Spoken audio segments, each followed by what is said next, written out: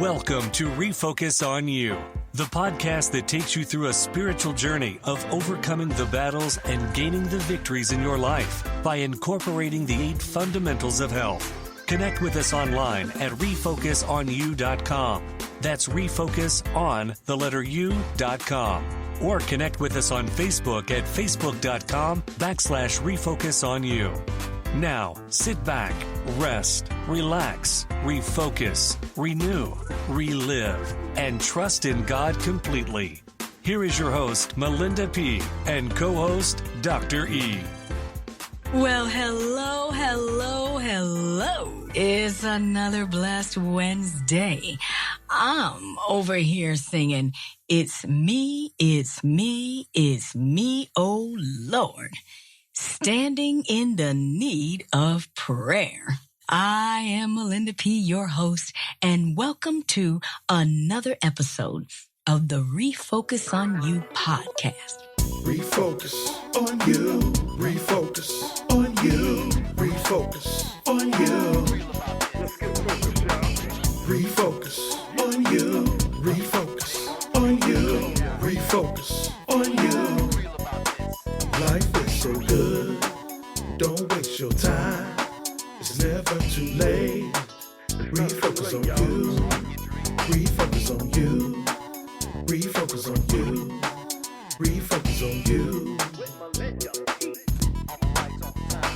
Tell me how to put it all together. Tell me how to put it all together. Tell me how to put it all together. Refocus on you. Let's get real about this. I want to send out special thank you hugs to all my myositis sisters. And let me tell you, they are some powerful women who have powerful stories. I love you, ladies. Now, while I am in my thank you mode, I must give a shout out to my new audio guy, Brian. Only God introduced us because he has been on the grind in helping me finalize these recordings. And last but not least, got to give a shout out to my photographer and his new bride, Mr. and Mrs. Nuncio. Congratulations, newlyweds. Now, hurry up with that honeymoon so we can get back to work. All right. But really, folks, sometimes we forget how important it is to say thank you to people who, love and care about us. Thank you to the people who helped us in some kind of way or someone that was there for you.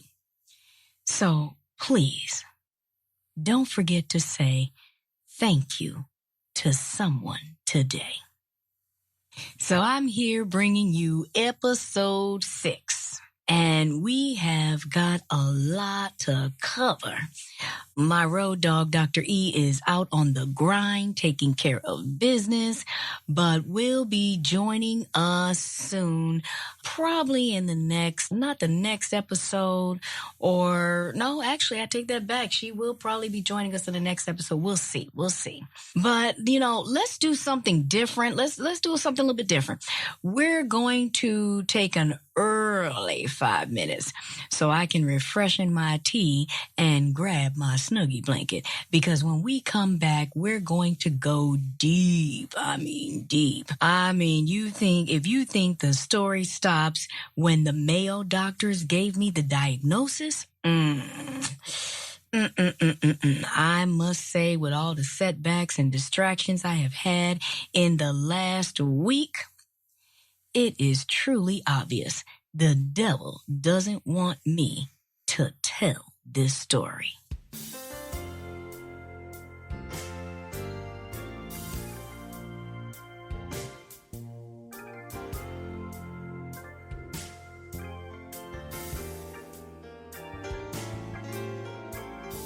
Stick around. More with Malinda P and Dr. E is on the way. Refocus-On-U will be right back.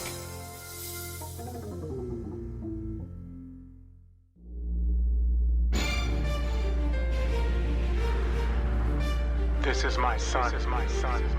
Hear him. God's messenger. The devil don't want you to hear me. Baby, hear me out. Baby, hear me out. The devil don't want you to hear me. Baby, hear me out. Baby, hear me out. The devil don't want you to hear me. Don't want you to hear me. The devil don't want you to hear me. Don't want you to hear me. We ain't wanna be on my way to hell. As my spirit leaves my body, as my soul begins to yell, my tongue cleaves to the rooftop of my mouth. Ouch! I'm never getting out. Hell's a place of total torment, prepared for the devil and his demons, where the worm dies not. It's pitch dark, burning flames torch you while you still screaming. The devil don't want you to hear me.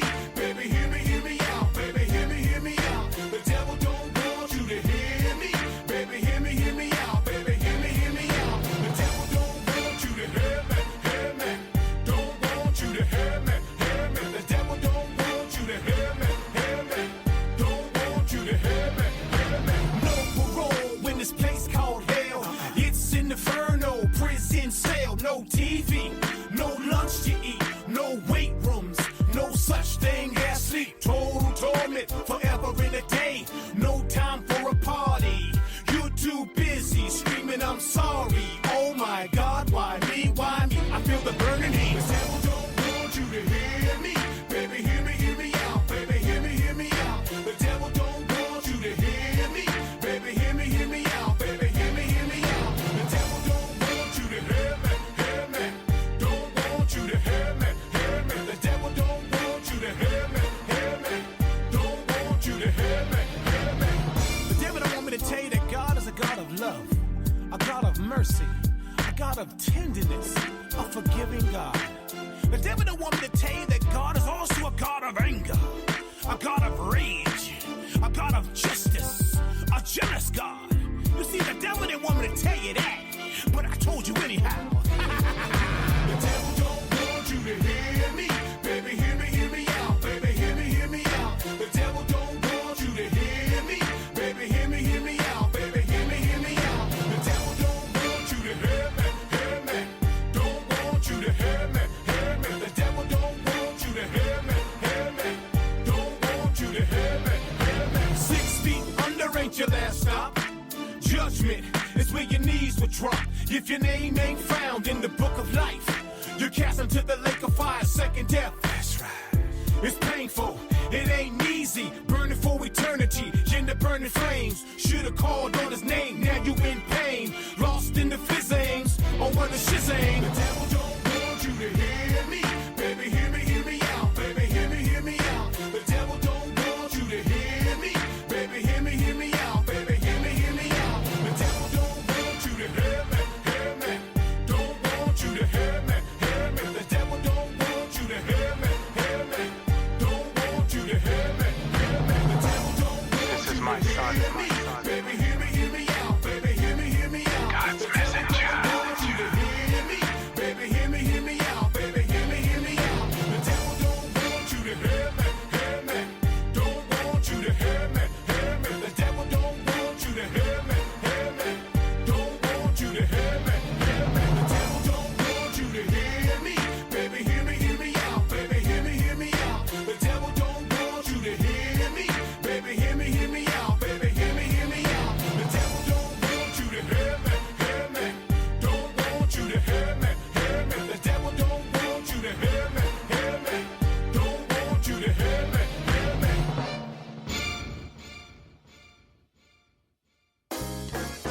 Connect with us online at REFOCUSONU.com. That's REFOCUSON.com. Once again, here are Malinda P. and Dr. E. Yes, we're back, and I like that. The devil doesn't want me to tell this story. Ooh, so true, so true. But you know what? God does. And we know our Heavenly Father always has the last word. So sit back, relax, and enjoy the ride. You're listening to the Refocus on You podcast on envision-radio.com. All right. Are we ready? Let's go. So Last week, we ended where in March 2007, the doctors gave me the diagnosis. And if you missed last week, the diagnosis was polymyositis with antisynthetase syndrome and interstitial lung disease. It's a rare autoimmune disease that doctors don't really know how this debilitating disease came about. But I remember after they told me what I had, I was so overjoyed because finally I had a diagnosis. I mean, can you imagine having symptoms that take you away from work for a year where you're sick all the time and the doctors respond back by saying, it's probably in your head or, we don't see anything. Oh my goodness. They do all kinds of tests on you, but nothing shows out of the ordinary. You begin to doubt yourself. And that's what was happening to me. It was a year of getting nowhere. So when the doctor gave me the diagnosis, oh, you better believe I was excited and relieved. But then he proceeded to say, with this disease, you tested positive for a particular antibody called PL-12. In other words, he was saying I was going to have a short lifespan. He also said that people with interstitial lung disease usually don't live past 7 years. Mercy. My entire life seemed to flash before my eyes. And within minutes, my joy turned into sorrow. I said to myself, this can't be. I mean, yes, I wanted answers to what I was going through, but I wanted that diagnosis to be simple. Take this drug and it will go away. That's what I wanted to hear. Nobody wants to hear you have a terminal illness and you have 7 years left of life. No. I can't accept that. And so I was determined to prove that they had made a mistake and that this diagnosis was not acceptable. I started to change my diet, exercise, spend more time with God. Each day, I got stronger and stronger. By then, I had already been working a new job and was transferred to Scott Air Force Base in Belleville, Illinois. Then years later, I had met the love of my life and married him. Shout out to my hubby. But I had shown great improvement managing my disease, which began to limit my flare-ups to once a year. Yes, I started to see the light at the end of a dark tunnel. Life was great. I was eating a good diet. I was getting my rest. I thought I was cured. So I began to let my guards down. I remember one of my doctor appointments, the pulmonary doctor reminded me that I needed to start exercising or I would find myself on oxygen sooner than I wanted to be. I took his comments lightly. I said, sure, doc. Yeah, of course. No problem. I did. I started going to the gym. And it was also around that same time when God had spoke to me and said he needed for me to tell my story. I was like, I can't do that, Lord. I can't do that. We talked about this, God. Plus, I'm feeling good and I'm doing well. Why do I need to say anything, God? Can't we just keep this between you and me? Oh, Lord, I'm not ready. And so as time went on, I began to revisit old habits. Some of you know what I'm talking about. You know, the habit, of when the doctor tells you to avoid certain foods or start making simple lifestyle changes that will give you an optimal life. You agree to it. But then the hustle and bustle of the busyness of the day to day starts to get in the way. Soon the workload for me was piling up, causing me to work late nights. I was in school full time working on my master's degree, and I was that type of person that couldn't say no. Oh, the job needed me to do this. Family needed me to do that. The church needs me to do this. School needs me to do that. It was a constant cycle because I was the fixer. And eventually my relationship began to wane with God. Yes, I had went back to old habits of not taking care of myself. My diet consisted of way too much sugar, processed and fried foods. I was eating late, staying up past midnight, not drinking enough water, and surely slacking on the exercise regimen. Can anyone relate? And by 2011, sure enough, I had to go on oxygen. After that, from then on, every year, I would have some type of major flare-up where my muscles would be inflamed and I would have paralysis throughout the entire body.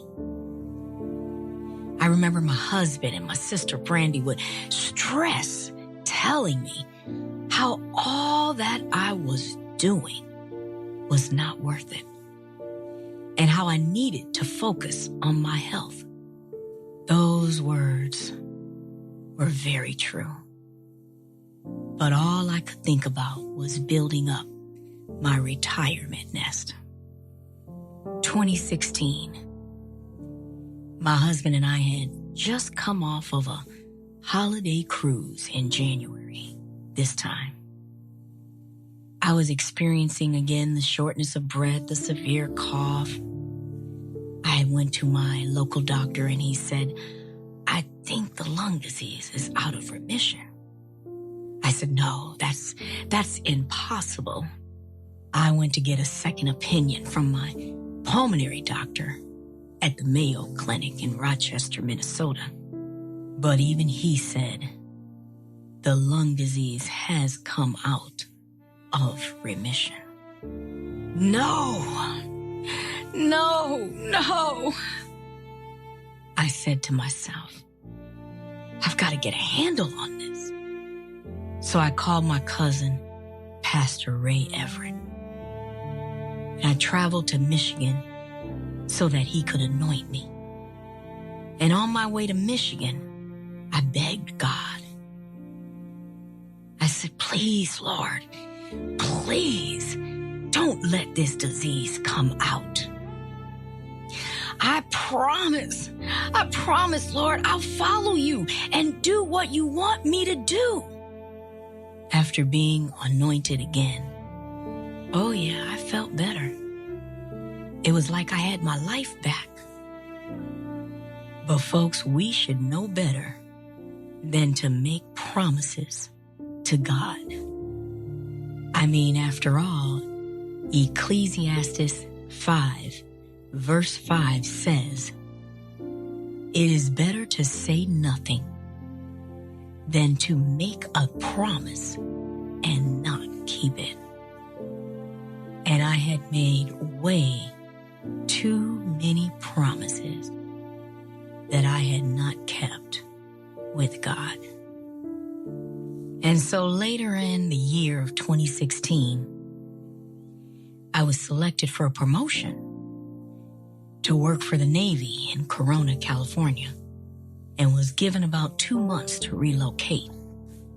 I began to get settled into the job, forgetting about the promises I had made to God. 6 months later, I was rushed to Loma Linda Hospital emergency room. You know, the usual. Cough, I couldn't breathe, fatigue. But this time it was different. 2 weeks went by and they were still doing all kinds of tests. And then one day the doctor came in and said, "I need to talk to you." He had went and closed the door. He said, "It looks like you have swine flu and pneumonia in the left lung." He said, "But I'm more concerned about something else we saw." He said, "You know, your lungs are really bad." And I giggled. I said, "I know. I have a lung disease." He said, No. You don't understand. The lung disease is progressing so fast. You have about 3 years left of life, if you're lucky. You're down to about less than 25% of total lung capacity. Then he said that they were going to have to transfer my case to UCLA immediately so that I could be put on the lung transplant list. Wow. Seemed like in a blink of an eye, I was going to have a double lung transplant in order to survive. As he left the room, I remember turning my face to the wall, crying to God. I knew being disobedient was going to cost me, but not this much. I figured it was my punishment. I was like a little kid who had gotten caught for misbehaving, and now I had to face being punished. Oh, I didn't feel worthy enough to go back to God and ask Him to heal me. How could He accept this broken child? I had swayed away too many times, taking God for granted. And so I cried and cried and cried and cried until I had fallen asleep. The next morning, something so amazing had happened. Jesus had wiped away my tears and said, "My child, I will give you another chance.